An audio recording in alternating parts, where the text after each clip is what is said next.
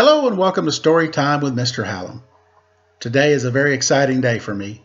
I'm a big baseball fan, and for the first time this year, we're going to have baseball tonight. Hopefully, the Yankees, boo, and the Washington Nationals, yay, and the Dodgers, yay, and I think the Giants, boo, are going to be playing baseball. So it's real baseball that actually counts. They're going to play 60 games this year because of the virus that's going around. You know, they're trying to protect everybody, and there's no fans at the game, but it's still baseball, and you can watch it on TV. Baseball makes great napping uh, stuff. Okay, turn a baseball game on, low hum, people talking, go right to sleep. You wake up, you're like, oh, the score's 4-1. Cool. And then you caught up on the game. That's all you needed to know. So because it's the first day of baseball, I just banged the table. We're going to read a story today called There Goes Ted Williams, the greatest hitter who ever lived. And it's by Mark Tavares.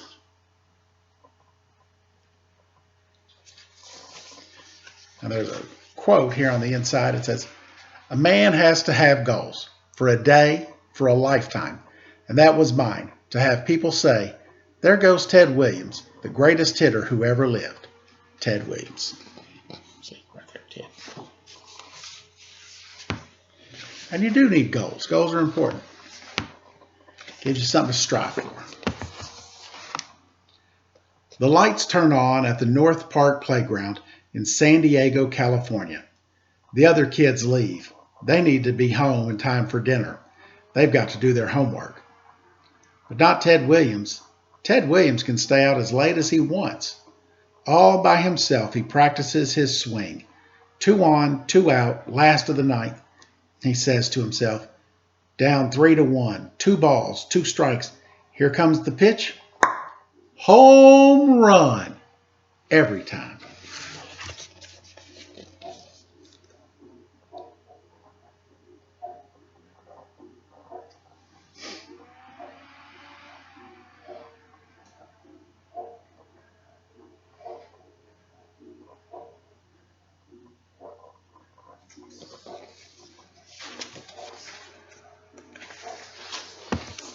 Ted Williams wishes he wasn't so skinny. He hates when the kids at the playground call him bird legs. He does push-ups every day. First 20 a day, then 30, 40, 50, 100. He does push-ups on his fingertips. He eats and eats and eats trying to gain weight. One afternoon he eats a shortcake, then he drinks a milkshake, then 13 ice cream bars and 11 bottles of pop. As he gets older, he keeps practicing. He is always swinging something, a bat or a stick or a pillow or a rolled up newspaper. He watches the swing in the mirror again and again and again. 2 on, 2 out, last of the ninth.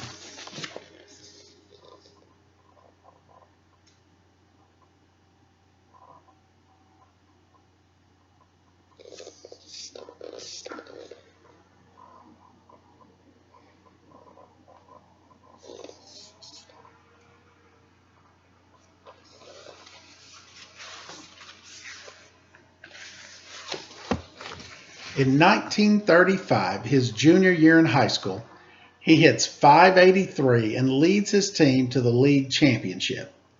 Big league scouts board trains in New York, Detroit, and St. Louis and travel all the way across America, all the way to San Diego, California, just to see Ted Williams hit. The New York Yankees offer him a contract. He is only 17 years old, too young to sign it himself. His mother doesn't want him so far away, so she rejects the Yankees' offer and arranges to have him play for the local minor league team, the San Diego Padres of the Pacific Coast League. He hasn't even graduated from high school yet, and Ted Williams is a professional baseball player.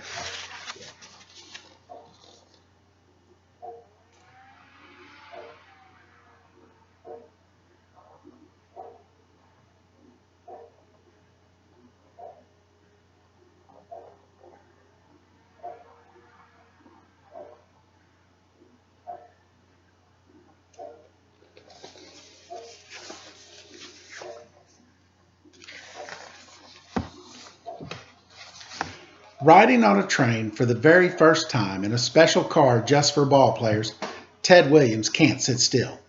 He does fingertip push-ups beside his bunk and swings and swings and swings. 2 on, 2 out, last of the ninth. He is in heaven. Almost every day there is a game and a doubleheader every Sunday. After games, while other players shower and get dressed and play cards, Ted Williams grabs a few baseballs and pays a clubhouse kid 25 cents to pitch to him. He swings the bat until his hands bleed. In December of 1937, after 2 seasons with the Padres, 19-year-old Ted Williams signs his first big league contract with the Boston Red Sox.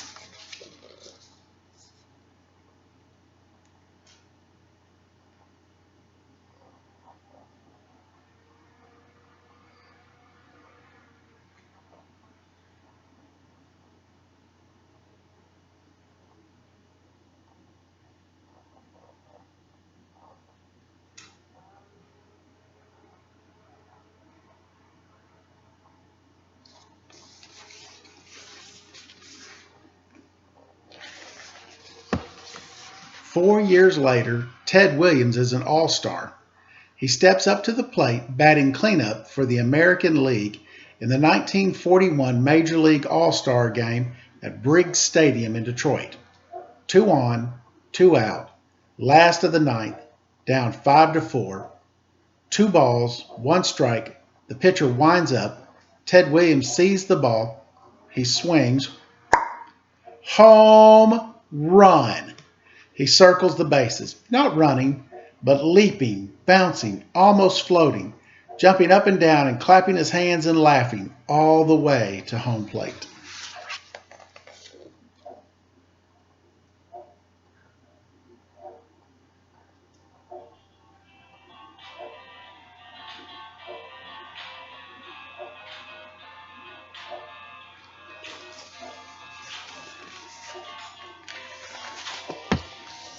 Ted Williams is living his dream.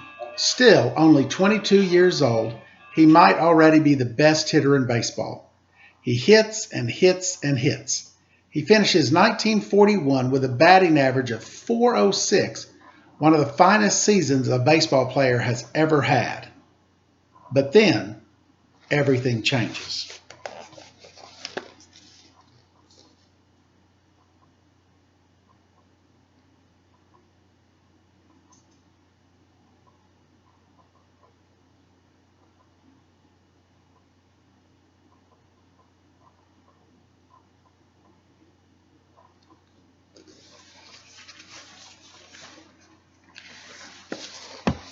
World War II has already begun. Battles have been raging in faraway places. But then on December 7th, Japan attacks the U.S. naval base at Pearl Harbor. America is at war. In May of 1942, Ted Williams enlists in the Navy's V-5 training program. He plays for the rest of the season and wins the American League Triple Crown. In November, he reports for duty and begins training to become a fighter pilot.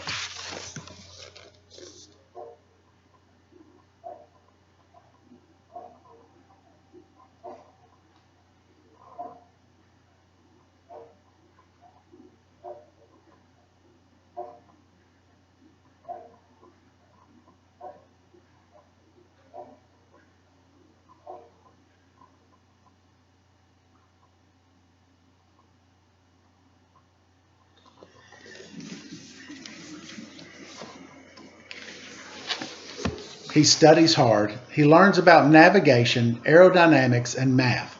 The classes are tough at preliminary ground school. Most cadets fail. Ted Williams makes it all the way to advanced pilot training. He learns to fly. He masters takeoffs, slow rolls, night flying, inverted spins, and precision landings. He sets a student gunnery record for aerial fire. By the summer of 1945, Second Lieutenant Ted Williams is waiting for his orders to join the battle in the Pacific. Then, on September 2nd, 1945, Japan officially surrenders. World War II is over. Ted Williams is going home.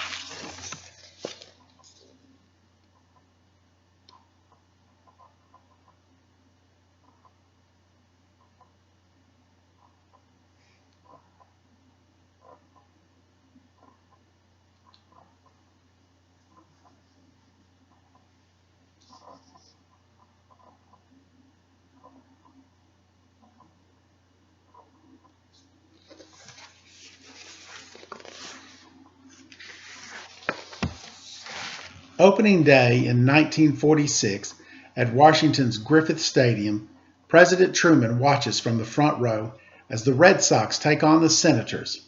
Second Lieutenant Ted Williams steps into the batter's box. It's been 3 years since his last big league game. The pitcher winds up. Ted sees the ball. He swings. Home run! It lands in the bleachers 460 feet away, farther than anyone has ever hit a ball at Griffith Stadium.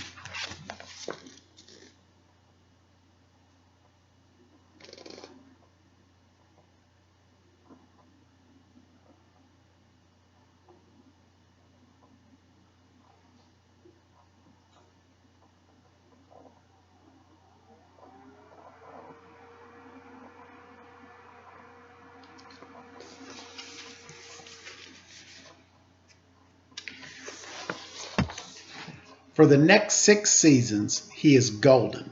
He is back where he wants to be, living his dream. He is the greatest hitter in baseball. In 1946, he leads the Red Sox all the way to the World Series, only to lose in 7 games to the St. Louis Cardinals. In 1947, he wins the American League Triple Crown for the second time. He wins 2 Most Valuable Player awards. He swings and swings and swings. Then everything changes again. The United States is at war again. The Marines need pilots. On January 9th, 1952, Ted Williams gets a letter in the mail. He's going to Korea. If he makes it back safely, he will be 35 when he returns. Most ball players are done by the age of 35.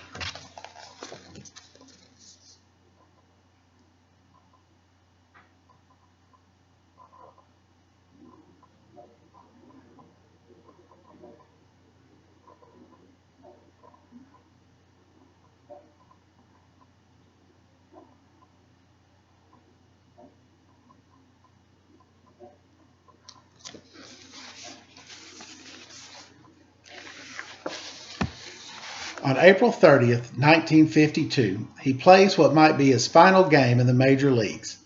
The mayor of Boston declares it Ted Williams Day. In the bottom of the 7th inning, with the score tied 3-3, Ted Williams steps up to the plate for what might be his last at-bat in his career.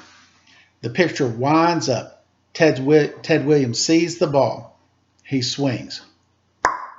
Home run.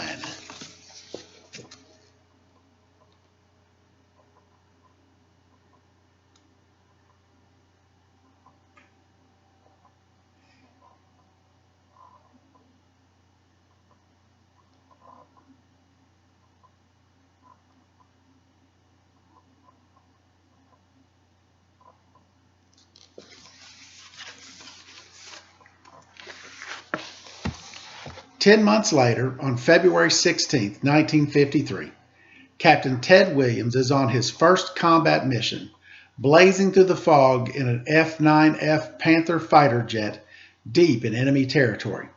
Suddenly, a red light turns on. The whole plane starts shaking. He tries to call for help, but his radio is dead. He's been hit. If he ejects from the plane, he could break both his legs. If he breaks his legs, he'll never play baseball again. Ted Williams decides to crash.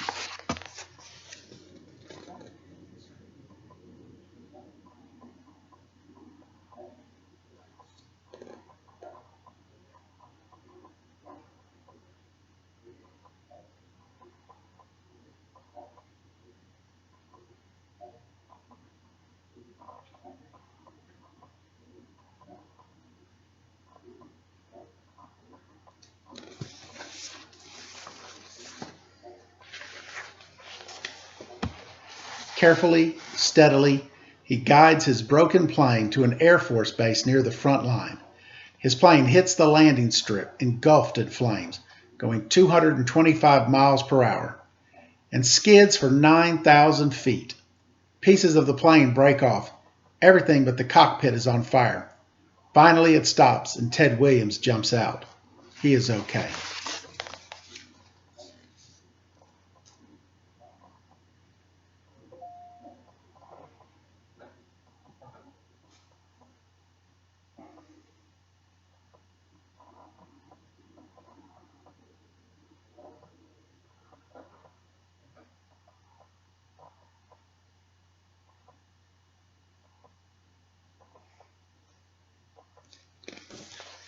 9,000 feet is almost 2 miles. That's a long slide. On July 28, 1953, after flying 39 combat missions in Korea, Ted Williams is back in Boston. He hasn't played baseball in over a year. The ballpark is mostly empty. The few people who are there, ushers, hot dog vendors, ball players taking batting practice, all stop what they're doing and watch. Ted Williams is going to hit. He steps into the cage for the first time in over a year. He swings, line drive into right field. He hits a few more line drives and then, boom, a home run. Next pitch, boom, then another. He swings and swings and swings. He hits 9 home runs in a row. His hands crack, not used to gripping a bat. Blood runs down his knuckles. He keeps swinging and swinging. Ted Williams is home.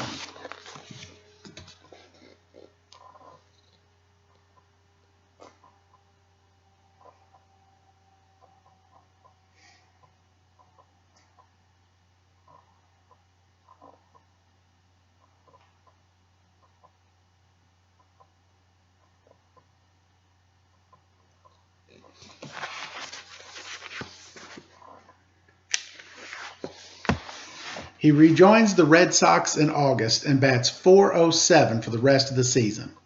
He has 13 home runs in just 37 games. He is 35 years old now, but Ted Williams is not done yet. He plays 7 more seasons. He wins 2 more batting titles. In 1957, at the age of 39, he has one of the finest seasons of his life, batting .388. He is named the Major League Baseball Player of the Decade for the 1950s.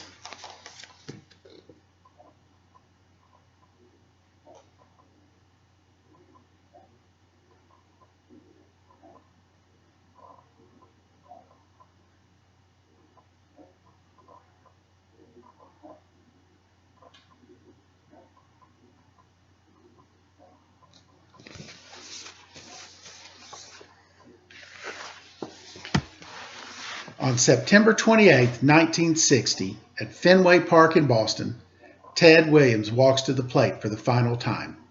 He waits for over 2 minutes for the crowd to stop cheering. They do not stop. Finally, he steps into the batter's box.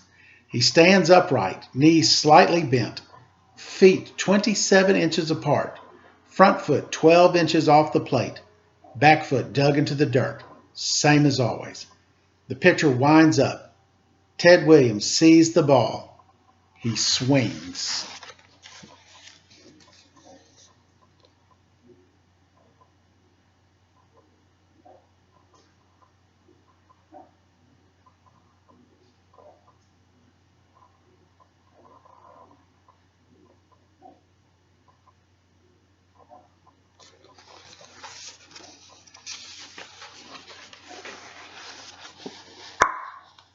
Home run.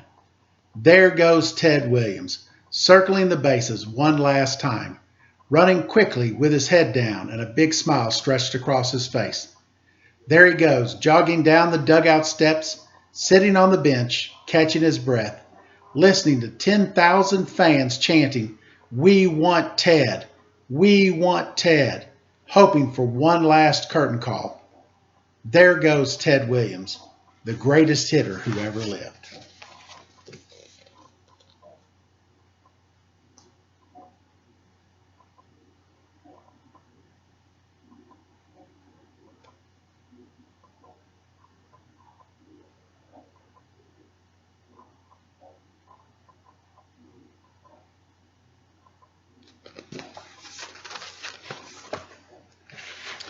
All right, so looking at his stats right here, Major League stats. First of all, he missed, 3 years and then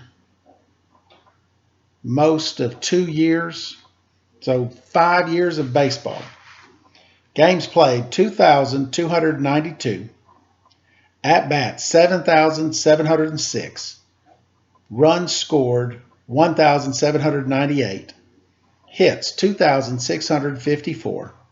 home runs 521, RBIs 1,839, base on balls 2,021, strikeouts 709, on base percentage 428, slugging of 634. So it doesn't have a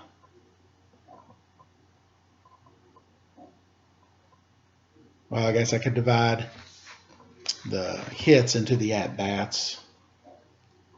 But let's see. And then when it talked about Triple Crown, I believe that's hits, average, and home runs.